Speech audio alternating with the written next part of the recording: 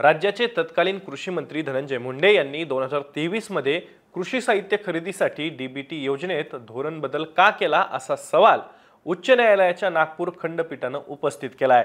बीडमधील संतोष देशमुख यांच्या हत्ये प्रकरणावरून मंत्री मुंडे यांच्या राजीनाम्याची विरोधकांकडून जोरदार मागणी केली जाते। त्यात आता उच्च न्यायालयाच्या नागपूर खंडपीठाने कृषी साहित्य खरेदीवरून सवाल उपस्थित केल्याने मंत्री मुंडे यांच्या अडचणीत वाढ झाली आहे। मग हे प्रकरण नेमकं काय आहे याचीच माहिती आजच्या द ॲग्रोवन शो मधून आपण घेणार आहोत। सुरुवातीला डीबीटी म्हणजे थेट लाभार्थी हस्तांतरण प्रणालीबद्दल थोडक्यात समजून घेऊया।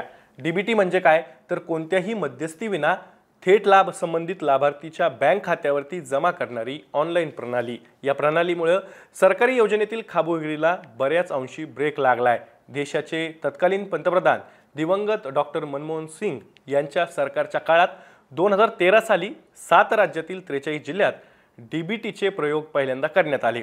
त्यानंतर 2014 पासून या योजनेची व्याप्ती वाढवत देशभर ही प्रणाली राबवली गेली। 2015 साली 34 योजनांचा यामध्ये समावेश करण्यात आला, तर 2016 मध्ये 59 आणि 2017 मध्ये 140 योजना तसंच 2020 मध्ये सुमारे 56 केंद्रीय मंत्रालयांच्या 420 योजनांसाठी डीबीटी प्रणाली लागू करण्यात आली।